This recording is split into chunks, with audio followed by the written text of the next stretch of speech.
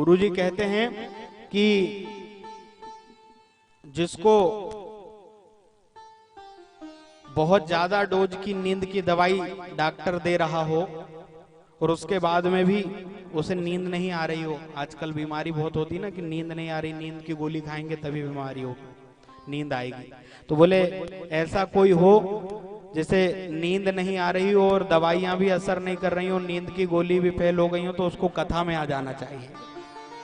3 घंटे इतनी बढ़िया नींद होती है जिसका कोई जवाब नहीं, आते ही वो आने लगती है, क्योंकि वरदान है उसको, निद्रा देवी को वरदान है।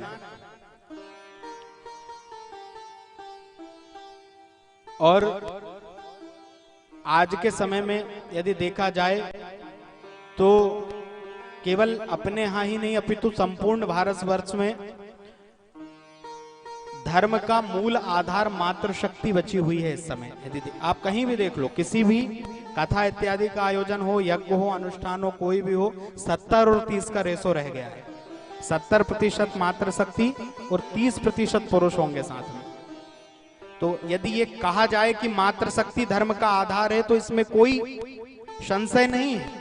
घर के व्रत उद्यापन देख लो, 16 सोमवार, मंगलवार, शुक्रवार, शनिवार जितने उपास हैं वो सब देख लो।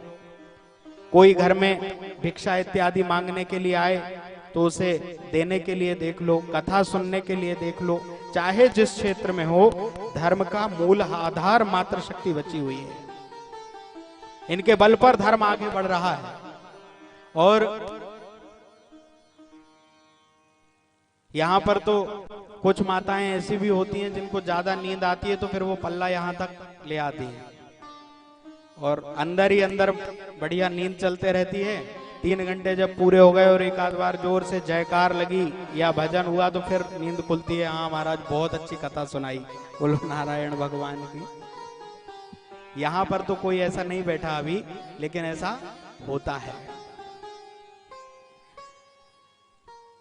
कथा अमृत रसास्वाद कुशलहा। सौनकादिक जो ऋषि हैं उनको कथा सुनने की विशेष योग्यता है। और इनकी आयु कितनी है मालूम है? सौनकादिक जो 88,000 ऋषि मुनि हैं, इनकी आयु में कई बार चतुर्युगी बीत चुकी है। सतयुग, त्रेता, द्वापर, कलयुग, ये चारों युग जिनकी आयु में कई बार बीत चुके हैं। इतनी लंबी आयु वाले सौनकादिक ऋषि हैं।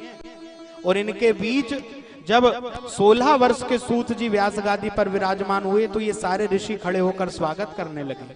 गुरुदेव आपका वंदन है, स्वागत है, प्रणाम करने लगे।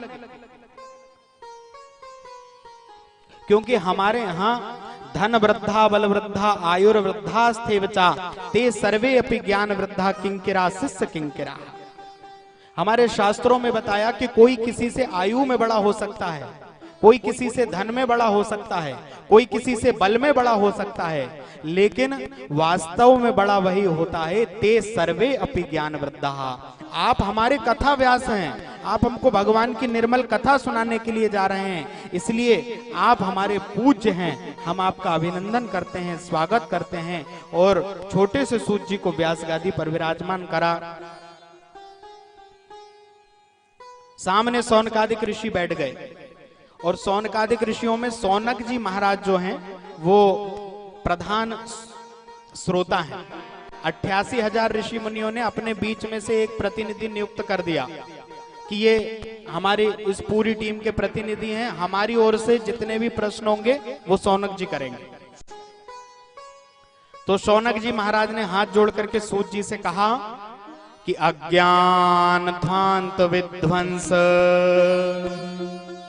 कोटि सूर्य समप्रभा सूताख्या ही कथा सारम मम कर्ण रसायनम। हे गुरुदेव, आपके पास जो ज्ञान है ना वो करोड़ों सूर्य के अंधकार को समाप्त कर देने वाला है। कोटि सूर्य समप्रभा।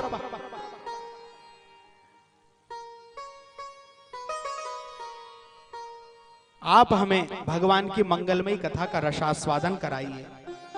हम जानना चाहते हैं कि भक्ति, ज्ञान, वैराग्य की प्राप्ति कैसे होगी। प्रश्न देखिए, ऐसा क्या किया जाए जिससे माया मोह का बंधन छूट जाए। और उसके बाद कहा कि आप कृपा करके हमें भगवत प्राप्ति का सरलतम साधन बता दीजिए। भगवान की प्राप्ति का सबसे सरल साधन क्या है? क्योंकि गुरुदेव चिंतामणिर्लोक सुखम सुरद्रुः स्वर्ग संपदाम प्रयक्षति गुरुः प्रीतो वैकुंठ प्रिय दर्शनम। चिंतामणि जो है उसके सामने जो चिंतन किया जाए वो प्रकट हो जाता है, यह उसकी विशेषता है। और सुरद्रुः स्वर्ग संपदाम, कल्प वृक्ष के नीचे बैठकर जो कल्पना करी जाए वो साकार हो जाती है, ये भी सत्य है। चिंतामणिर्लोक सुखम सुरद्रुः स्वर्ग संपदाम, परंतु प्रयक्षति गुरु प्रीतो, लेकिन गुरुदेव की यदि जीवन में कृपा हो जाए तो योगियों को दुर्लभ जो वैकुंठ धाम है वो उसकी प्राप्ति करवा देते हैं। इसलिए हे गुरुदेव हमें भगवत प्राप्ति का सरलतम साधन क्या है बताने की कृपा करें। इस समय समस्त प्राणी मृत्यु के भय से भयाक्रांत हैं। काल व्याल मुख ग्रास त्रास नृणास हेतवे, हर कोई मृत्यु के भय से भयभीत है। जैसे अभी पूरी दुनिया कोरोना के भय से भयभीत है ना। पिछले कुछ महीनों से कोरोना रूपी महामारी संपूर्ण संसार में ऐसी छाई हुई है कि हर कोई व्यक्ति चिंतित है और भयभीत है, डरा हुआ है, कहीं मैं इस कोरोना का शिकार ना हो जाऊं। और इसी महामारी के चलते चीन, अमेरिका आदि भारत समेत अनेक देशों में अपने पांव फैला चुकी है। रोग जानलेवा है, सत्य है, भयंकर है। इससे बचने के जो उचित उपाय हमें बताए हैं, हम सबको उसका पालन करना चाहिए। हर एक व्यक्ति इस समय कोरोना रूपी महामारी के भय से भयाक्रांत है। एक और तो ये सत्य बात है कि रोग से बचने के जितने उपाय हैं वो करें, सोशल डिस्टेंसिंग रखें, एक दूसरे से लगभग हमारा शासन प्रशासन ने जो गाइडलाइन जारी करी है उसके अनुसार लगभग 6 फीट की दूरी होना चाहिए। मास्क लगा होना चाहिए, सबसे ज्यादा नाक से प्रवेश करता है, नाक के छिद्रों से, तो इसलिए मास्क लगा रहे, एक दूसरे से दूरी बनी रहे। कहीं बाहर से आओ तो बाहर के कपड़े बाहर उतारो, उसके बाद अंदर जाओ। यही नियम है कोरोना से बचने के। एक बार ध्यान दो और अपने ग्रंथों को उठा करके पढ़ो। महाराज कुछ समय पहले आप चले जाइए हमारी ऋषि पद्धति पे। ऋषि कुल की जो पद्धति थी उसको हम सीधे से नहीं मान रहे थे, तो मुझे लगता है शायद भगवान ने कोरोना को बेच करके कहा कि अब मान जाओ।